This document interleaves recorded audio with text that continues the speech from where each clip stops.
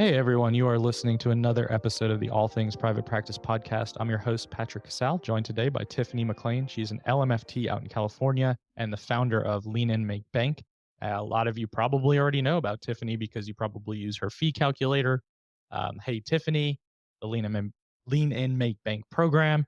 But today we are going to talk about money and money wounds and money narratives and all things about money that kind of stirs shit up. So, Tiffany, I'm really happy to have you on. I know you're busy and I know we've been trying to do this for almost 2 years. Thank you, Patrick. And for people who are listening, this happens to be a holiday. So to the point of being busy, I have two little children who are here at the house right now. So if you hear screaming and crying and kicking around, that is why. That seems very entrepreneurial of like, hey, we're here, we're just pivoting, adapting, and this is our situation.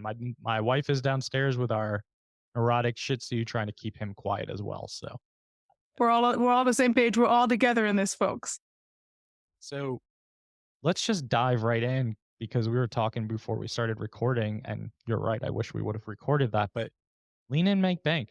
How did this come to be? I'm sure you've told this story a million times, but I want to go deep with this. Like money and therapy and money and therapists stirs stuff up, whether it be inner child wounds, whether it be just narratives around the helping profession. But tell me a little bit about how this came to be.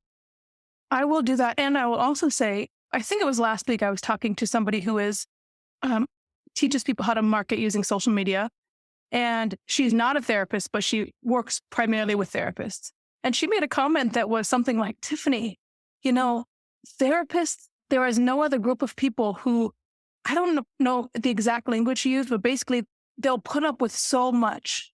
They'll just allow themselves to be in the most destitute of circumstances and won't change or don't even know it's a problem. And so she said, I really love working with this population because I want them to know there's another way. And I said, really? Being a therapist, I was raised, in the culture professionally. I'm surrounded by therapists. And so really this idea of we just sacrifice and martyr ourselves and always last on the list of who gets taken care of, it's typically the therapist. And so to hear that reflected by someone who's not in our profession was really striking to me. And it was a good reminder because again, it's the water we all swim in. So for me, swimming in that water, even from the moment I went to grad school, I was in my interview to join a clinical psychology program. And even then I knew that ultimately I wanted to have a private practice when I came out, be my own boss, have my own business. Like that was an exciting thought to me, but I knew I couldn't say that in the interview. I had to say, oh, maybe I'll just go to a nonprofit or, really, I just want to give back. I knew I couldn't say the other part about, and I want to give back and do good work and make good money myself. And so even from that beginning, I was aware, almost outside of my conscious awareness, that I can't talk about this. And so I had some idea that I was going to have a private practice. But early on, I started having the beliefs of, okay, if I have a private practice, I have to have low fees because I have to give back.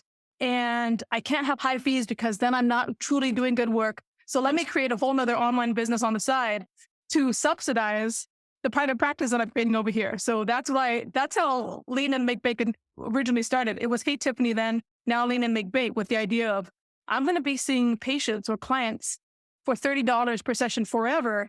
So in order to actually reach my financial goals, I need to have a whole nother business. That's wild, isn't it? So you're thinking about this at the same time of like, I'm going to have to subsidize therapy because people can't afford to pay for therapy, but I have to pay my bills and I have to live my life. So how the fuck do I do that if I'm just working in private practice? And I think we've all been there with like interviews, like you're saying, where you don't really openly disclose your long-term goals of going into small business ownership in private practice. And I do think that a lot of this starts culturally for our profession in graduate school where you're kind of told over and over, ha ha ha, you don't get into this field to make money. And that's kind of a a badge of honor almost of like, we're here to help, we're here to support, we're here to sacrifice. And that just seems to just lead to, as we know with all helping professions, unbelievable amounts of burnout and compassion fatigue and the inability to stay in this profession because we're constantly putting everyone else's needs before our own. That's absolutely right. And I'll argue. Actually, I was surprised to find this. Um, There was a woman in the 80s. Her name was Ella Lasky, a psychotherapist, I think a psychoanalyst.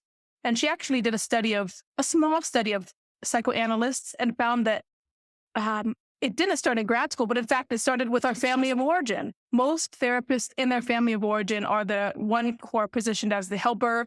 They mediate the conflicts. They make sure everyone else's emotions are taken care of, highly attuned. And so we start out there getting our value by putting aside our own emotions and needs and making sure other people are taken care of. And then for many of us, women, people of color, we go out into the wider society and we're continued to be told your job is to serve first for generations. And so then we have all of that. And then we go into grad school where that message is reinforced over and over and over. And then many of us, here's the thing that's exciting about therapists. For those of you listening, Patrick and I were talking about, wow, the unique um, experience of being a therapist, also trying to start a business.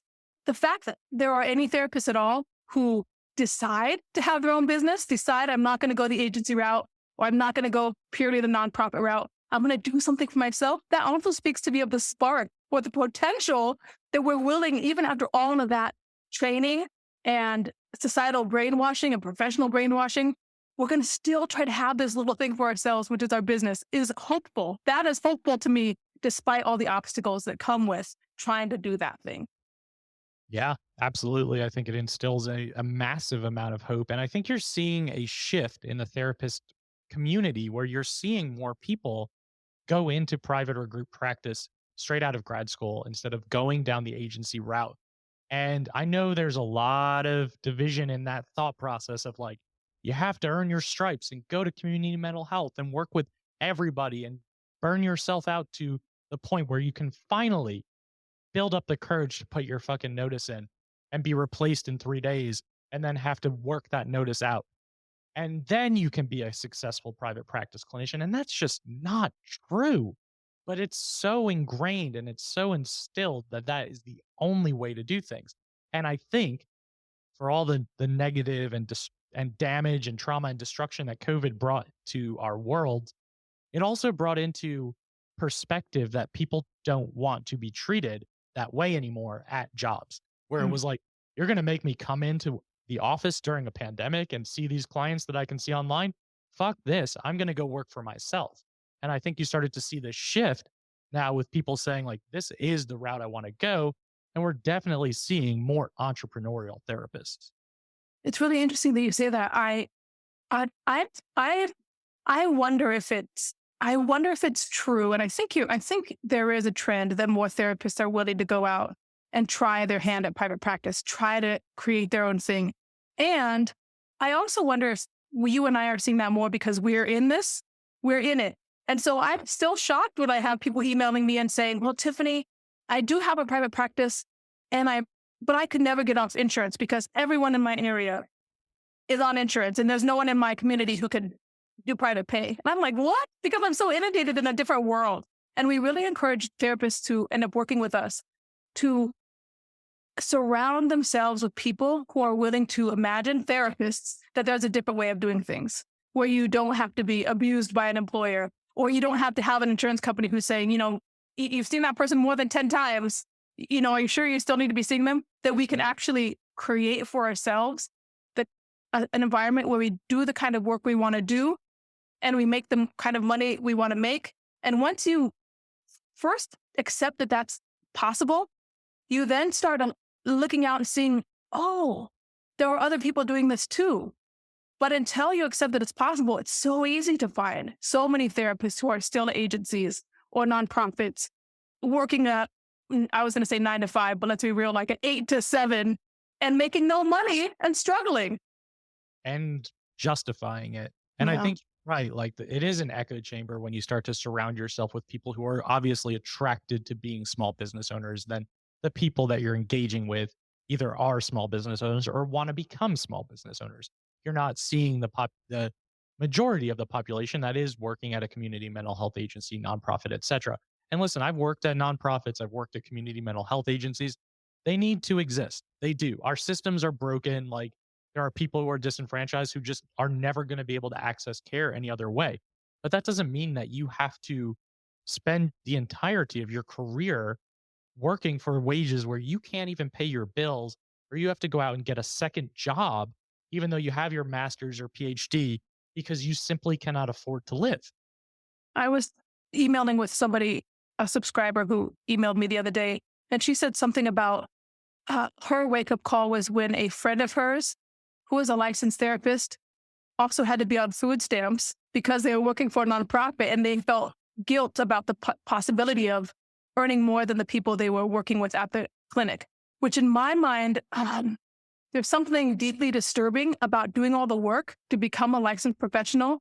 You actually have the capacity and the education and the support system to do very well, both financially, but also make a big impact. And when we're so over identified with the people we're here to serve, or even I would argue, parts of ourselves who we haven't been able to work through yet, we're really doing a disservice to the clients we're serving and the profession as a whole.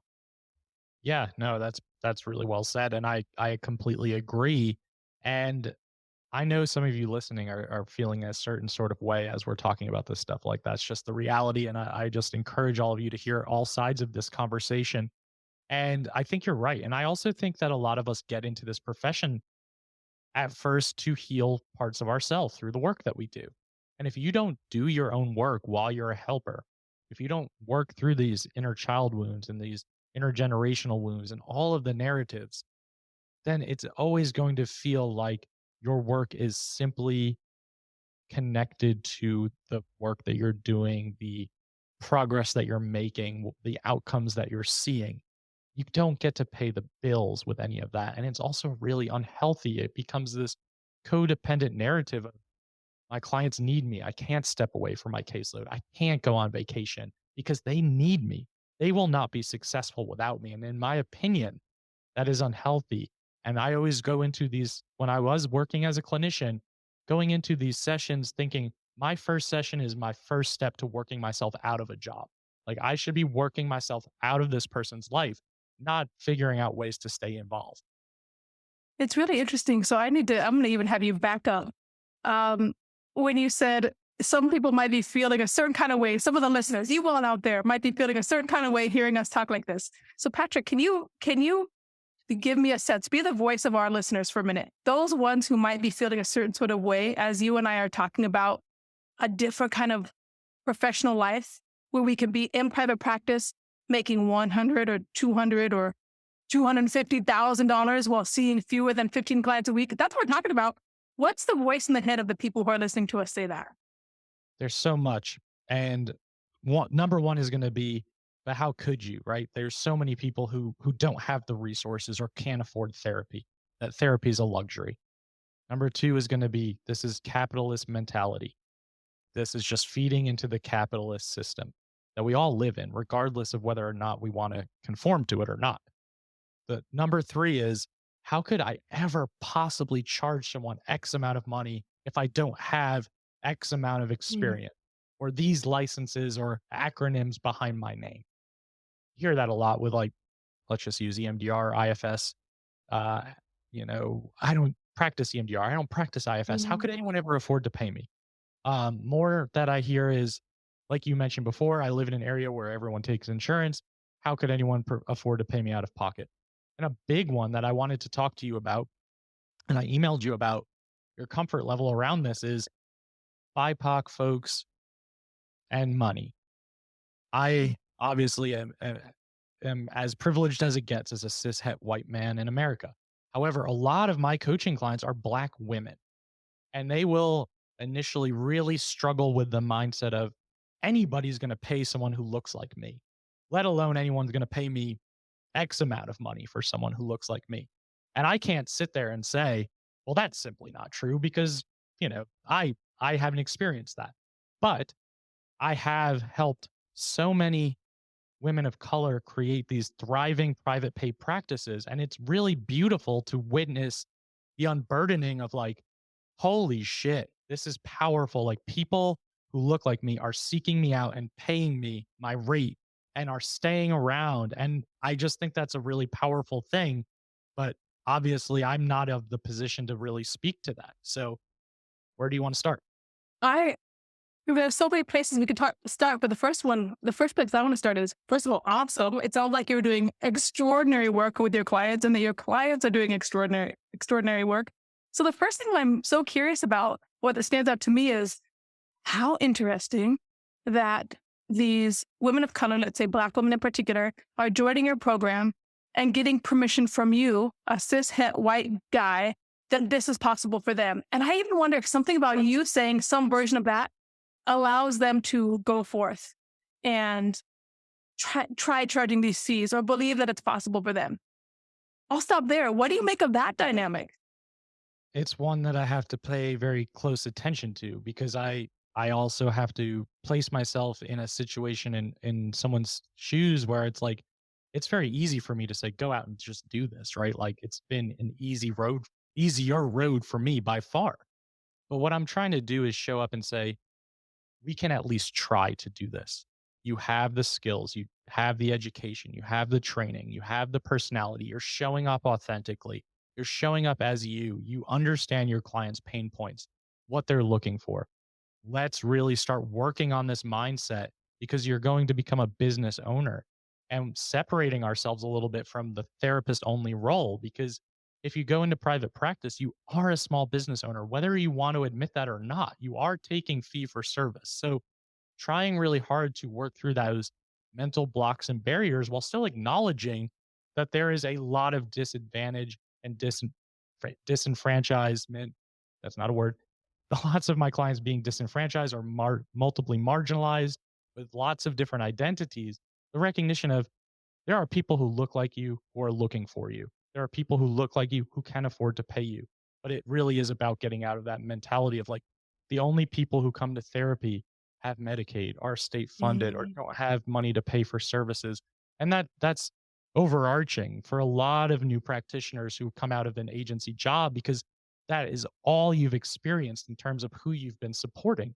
So it's very easy for your worldview and your lens to get really narrow and say to yourself, these are the only people out there looking for help. Mm. When in reality, we all know that that's not true. That's right. So it's really interesting what you're saying. Um, Back to that idea of if we're surrounded by a particular reality, we at first can't even imagine something else.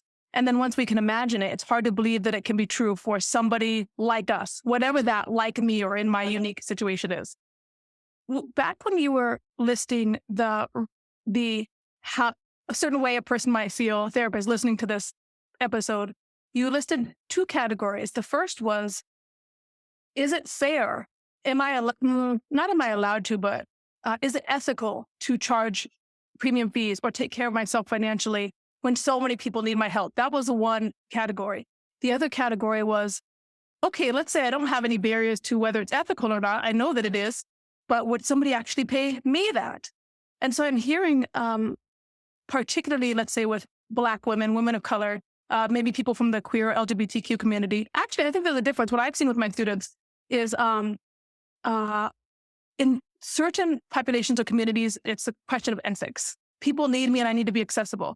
And other populations, and this could be along race or class or culture or gender, but it doesn't always fall along those lines. There's a question of, yeah, I really believe that it's okay to make a lot of money or to really take care of ourselves, but I don't believe someone's gonna pay me that. So there's something about the mindset of making sure both of those things are being addressed. Accessibility, we live in a capitalist society, and who's going to pay me that?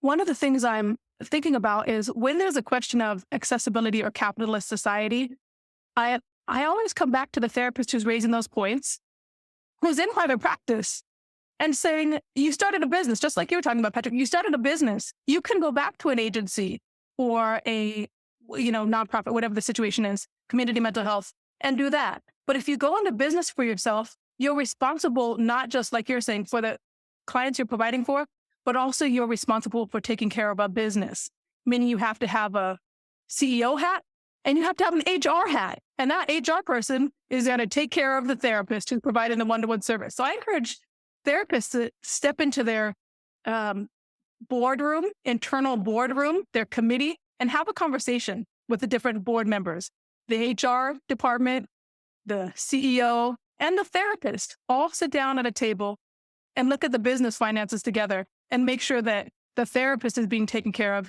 as well as the clients. I love that. And I'm doing a lot of IFS therapy right now in my own life. So that feels very IFS-esque to me, like parts everywhere. Oh, But yeah.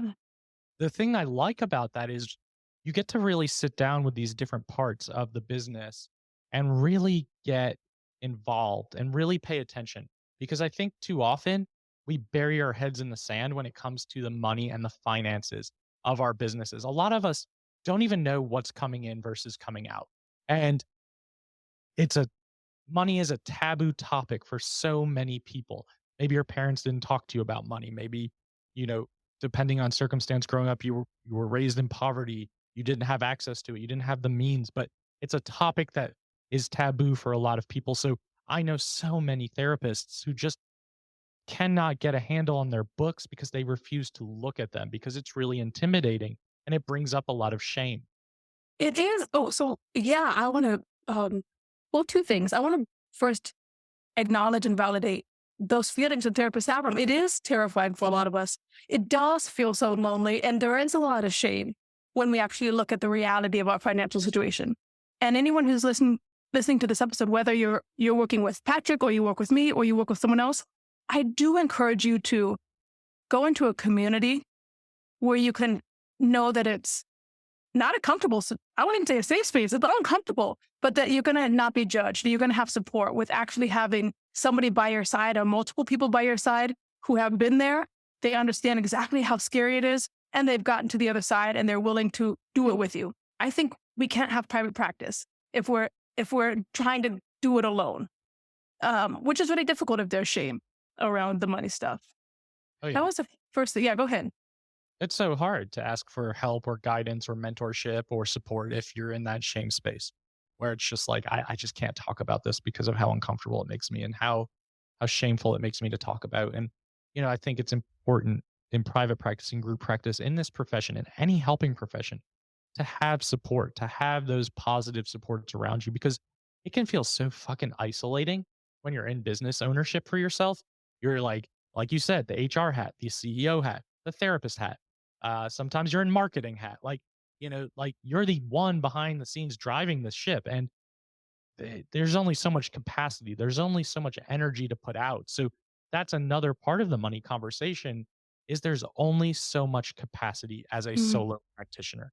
You mm, only have so many hours, you only have so many slots, you only have so much energy before you cannot be useful in your role.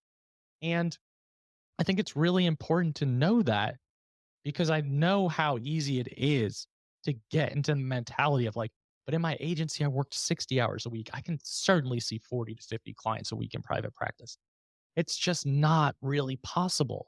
So it really has to then become much more strategic in fee setting than saying, instead of saying more is less, we have to start thinking less is more in terms of number of caseload clients and number of hours per week because there are so many roles happening behind the scenes that we just don't take account for. That's a really good point, and it makes you think about the lean in, the make bank aspect of my business name. So first of all, I run Facebook ads, and we get all kind of controversial comments in our Facebook ads with a name like the lean in, make bank that is directed towards therapists. Sure. And Favorite oh, of your say it again. Here's some of your favorite Oh my controversies god, that come up. there's some I've been getting recently, which is funny with some new ads, is they're making comments about my appearance. Oh, look at this therapist dress. This is not how therapists dress, and look at her hair. And I'm like, there's so much. Can we have a conversation about race, folks? Which we don't go into. I'm actually very gracious in my comments, but all kinds of things like, um, this is disgusting. People need help, and you're out of here encouraging people to make more money. Blah blah blah. But there were also a lot of therapist comments who are, um, I want more of this. Hey, because of this, I was able to do X, Y, Z. But the lean in part, I think, that's harder to make sense of than the make bake part.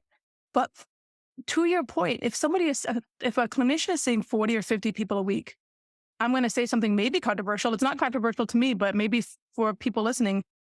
Um, I assert that that therapist is not giving quality care.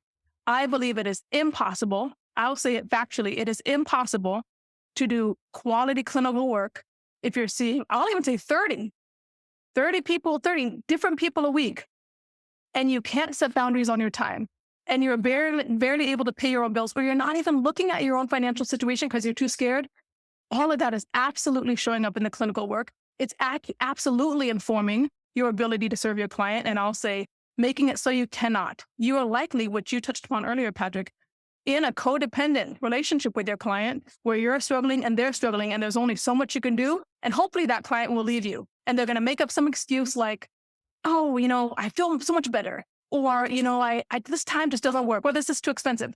They're going to say that, and good for them, because they need to get out of this codependent relationship, and that's a sign of health. If a therapist isn't able to have breaks between their clients where they're getting food and taking walks and taking notes, if you don't even know the name of the person who's coming into their office next, much less have had time to really think about their case or their situation, you're not getting your own weekly clinical consultation. You're not going to your own therapist to continue to understand the way you're interacting with your clients. You're not doing good work. And you can't do all of those things, not to mention healthy eating, going to the gym, taking vacations. Bathroom, peeing. Ah, you can't be helping your clients. And so I would assert that it's unethical, actually, to be seeing 40 people and burnt out and overwhelmed, and using the story that I'm being accessible or really helping people as a way to maintain a codependent, dysfunctional therapy practice and therapy relationships. Damn. Yeah. I agree 100%. I agree 100%. And, this isn't to shame anyone who's listening who might find themselves in that situation, but I want you to really reassess the situation that you're in, because your mind, your brain, your executive functioning, your nervous system, everything that goes into being an attuned, empathetic helper gets impacted by the work that you do. Every single session, you're absorbing and listening and holding space and remembering details. And it really starts to get murky. It really starts to get challenging once you push yourself past that capacity for whatever reason you're giving yourself for doing so. And it's a lot. It sounds counterintuitive, but if you are able to really embrace the lean inside and up your fees and understand the private pay side of things, you are going to be able to help your community in such a amplified and more magnified type of way, where you are going to have much more of a ripple effect than seeing client after client after client. Because then you can start thinking about, can I donate resources and time and money to causes that I care about? Can you support people that are unable to be supported with the resources that you've created for yourself? And that has such a big impact, instead of saying, like, going to see a client 3 times and then they're never going to call me again because, like Tiffany said, you were just not at your best. And that doesn't mean we can't be at our best as humans, but when you're past your capacity, when you're past your threshold, it shows. It shows up in the therapy room. I think that you said this earlier, Patrick. You spoke to the ways that many of us become therapists as a way to work through, unwittingly or unconsciously, when we start out, to work through our own traumas, attachment traumas. And if we're not aware of how that's currently showing up in our practice, we're going to continue to replay them and play them out with our clients. And I think that's one of the reasons why the money work is so hard. We do. I pretend that our program is about making more money, but it's actually a clinical program. I don't know if people would buy it if I said, "Oh, man, we're happy with your clinical work."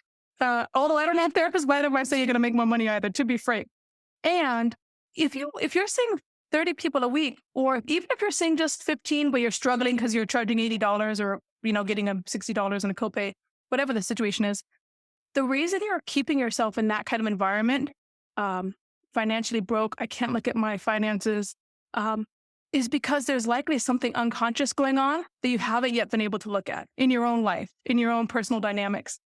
And it's scary. I'm glad you encourage people, we're not doing this to shame you. This is deep, scary, difficult work. And so often we recreate practices, our private practices, our businesses, to avoid doing some of the deeper work. When therapists suddenly are seeing 12 clients a week and making $150,000. That creates a whole lot of space and time and resources with nothing to do but look over here at the psychological or unconscious patterns, scary things our own childhoods that we've been avoiding. So I can see why a therapist would not want to do that work.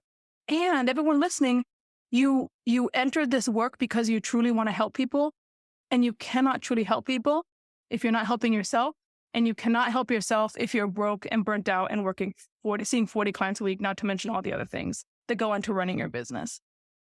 I agree. I really agree wholeheartedly. And, I love the goodwill and this bleeding heart martyr syndrome that helpers have of like the best of intentions, but you can't pay the bills with that. And you can't take care of your own mental health and your own physical health with that mentality. And it does carry over. And as you develop longevity in this career, it takes a toll.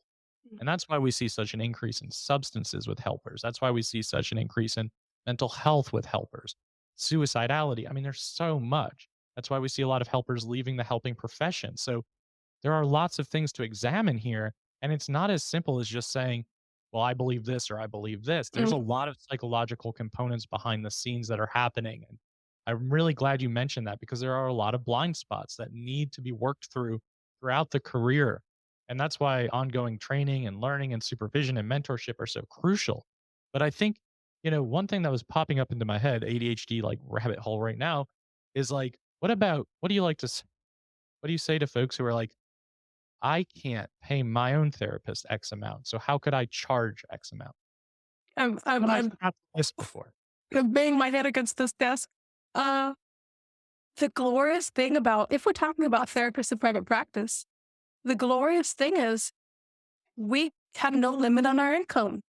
So if we want to pay our therapists for the good work they're doing, they're $200 or $250 per session, we can raise our fees. It makes me crazy when therapists talk about, oh, well, I can never pay a therapist that much because they're subsidizing. Basically, I had a supervisor who said this once. When people asked this supervisor for a sliding scale, he said, I don't know if he actually said this to his clients, but here's how he thought about it. Why would I subsidize your fee?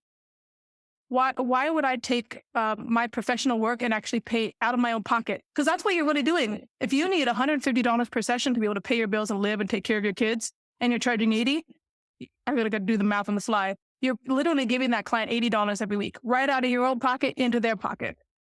Why? Maybe there's a good reason to do it, but I'd want to know what that good reason is. So if we're going to go to our own therapist who maybe charges $250, and for whatever reason we're paying them $150, I would encourage every therapist to ask why are you asking your therapist to pay you $100 a week, up to $400 a month to subsidize your therapy?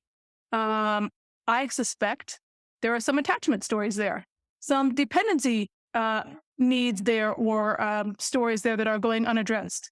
The moment a therapist starts thinking in this way and realizes they're subsidizing their client's treatment, or they're asking other people to subsidize their treatment, there are a lot of really interesting conversations to be had there, and a lot of really interesting unconscious work that can start becoming conscious. Yeah, absolutely. That's a really great way to put that in reframe and perspective. If you're seeing 15 clients a week, upping the fee by $10 per client has just paid for your therapy session too. It's as simple as that. And we don't think about it as simplistically because, again, we shy away from the numbers conversations and the struggles about fee increases and rate increases and no show policies and cancellations and all the things I could go into that I don't want to go into right now. But there are a lot of things that come up when we start talking about money. And there are so many ways to offset. If you're thinking like, well, Tiffany and I are just really moving and buying into capitalism. We live in a capitalist society. That doesn't mean I agree with the capitalist values, but we do live in a society that values money being made.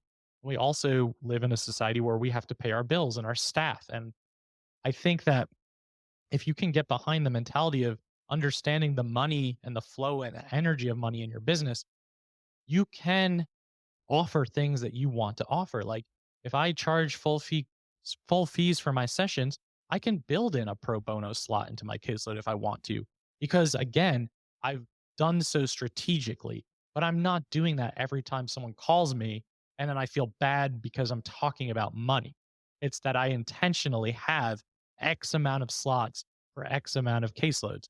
And it's got to be intentional. It's got to be strategic. It can't just be like, whatever emotional like heartstring is played today, that's where I'm going with this. So, because then you will look at your caseload and be like, okay, this person pays 30, this person pays 70, this person has insurance, this person does this, and you have no fucking idea what you are going to make that month.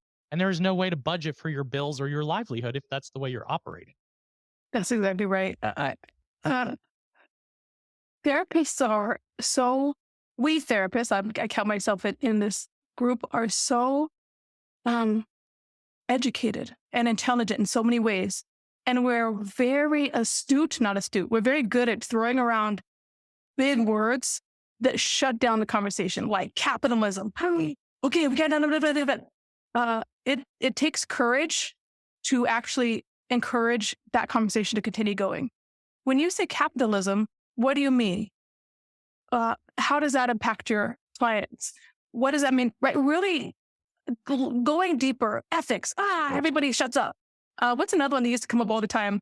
Insurance. When people would talk about what rate they're getting insured in insurance, hey, that's what is it? Insurance fraud? Is that the word?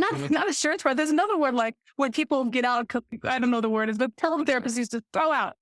We can't say what our rates are because that's insurance something, and they're going to come in. Just so many things where we get terrified again because of our histories, where there were real things to be scared of, and we really had to shut up. We no longer have to shut up, even if it feels that way. So really, I encourage therapists, if things like capitalism or ethics, or I'm a Black woman in San Francisco, that was one I actually struggled with for a minute with charging. Who's going to pay me that? When those beliefs come up and feel so heavy and so real and so unexamined, I do encourage you to go to a place with people who have similar values to you, but are doing what you want to do. Find therapists if you're a Black woman find a therapist who's a Black woman who's charging, $250 per session, doing really good work, who you really respect. Or find someone in the queer community who's doing really good work, who you really respect, but they're charging and having a practice set up like you want. And ask them, how does capitalism play into this? How do you think about this in terms of giving back? I really encourage you to go out and find people to have these deep conversations with, not just like you said earlier, Patrick, an echo chamber where we throw out big words and shut everything down and then get out of that conversation. I think that's great advice. And I think it's important to also seek those folks out and pay them for their services and pay them for their time. Because that's also how you can move into the mindset of like, oh, I'm paying someone because I value their time. I tell this story a lot, but my wife has federal Blue Cross Blue Shield. I'm very fortunate. I'm very grateful. We have great health insurance. And I have a private pay therapist who's 250 an hour, but chose her specifically because she's IFS level 3 trained, only specializes in working with neurodivergent entrepreneurs who feel like they're not good enough. Okay, sign me the fuck up. Because like That's that's exactly what I need right now in my life. And there have definitely been times where I also needed to use my $10 copay in life. And like, I'm not judging any of you who are listening for whether you set yourself up as pay what you can, your insurance, your hybrid, your private pay only. But the thing that I can't stand is when we start throwing our opinions into how other people are running their businesses. When someone's like, I want to make X amount of money this year. And then all of a sudden there's 100 comments about why you shouldn't do that. Who the fuck cares? Like, it's your own business. That's why it's small business ownership. And that just is a big pet peeve of mine that happens quite a bit. And I think if we can move more into this mentality of understanding where these narratives come from, it will be a lot easier for you to navigate your day to day and your entrepreneurial journey. There's I'm going to be doing a workshop coming up. It's one I ran last year too. And the first training of the series is something about the ethics of setting fees.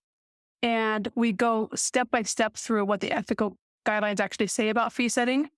And the crazy twist, hopefully I'm not going to give it away, is that the ethics have a lot more to say about how we treat each other as colleagues than it does to say about how we set our fees. And so if anyone is coming in talking about ethics when a coworker says, hey, I really want to charge X, or whether that's exes. Well, I'm gonna disagree because I've been saying a whole bunch about how if you're seeing 40 people a week, I have judgments about how that's impacting your business. So I'm not gonna come in here and say I don't give my opinion about how our businesses ought to be run if they're going to be sustainable and take care of you.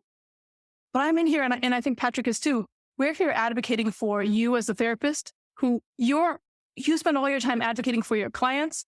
We're coming in and advocating for you and your well-being. So you can get mad at us for that if you want to. I think we welcome it. That's part of your journey. Yeah, absolutely. Couldn't say it better myself. And again, it's just one of those conversations in the helping world that is always going to be a buzzword. There's always going to be emotion behind it.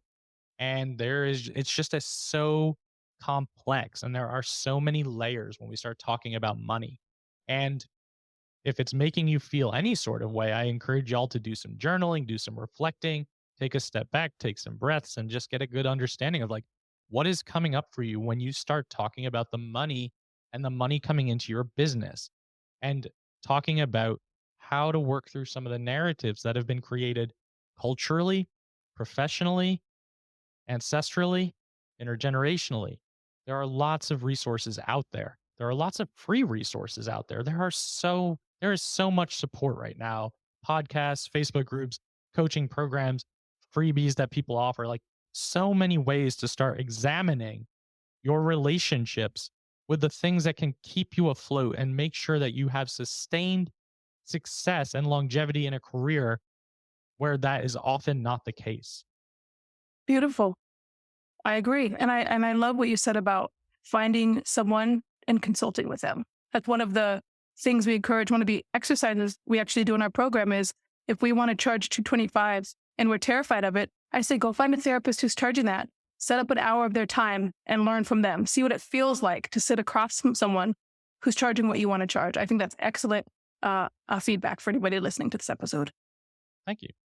This has been fun, and I think this is a great conversation, and hopefully a conversation starter for a lot of you listening. And Tiffany has a ton of wisdom and support and guidance, and has so many resources around this topic. So I just encourage you to continue to be uncomfortable with this and examine the why behind it, and really work on those blind spots as you go as a business owner. It'll serve you long term. So, Tiffany, thank you so much for making the time and coming on here and just talking about a topic that is unbelievably important, but also unbelievably controversial. It's my pleasure. Thank you for having me. And thank you for being persistent. I put you off for a long time because I'm like, I'm so busy, Patrick, but I've had a really good time, and I am honored that you actually continued to ask me to be on the show.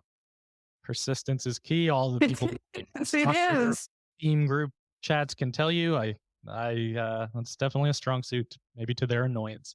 I Uh, love it. Tiffany, tell the audience where they can find more of what you're offering, more about Lim, and just more about what you have coming up. Sure. Folks can go to uh, my website, leaninmakebank.com/workshop. And there I have a 90-minute workshop where I go through all of these ideas, beginning to end. And also I tell you how you can work with me if you go there and listen. Sweet. That stuff will all be in the show notes, so you have easy access to Lim and Tiffany and all of her information. I just want to say thanks again for coming on and making the time. To everyone listening to the All Things Private Practice podcast, new episodes are out every single Sunday on all major platforms. Like, download, subscribe, and share. Doubt yourself. Do it anyway. See you next week. Thanks.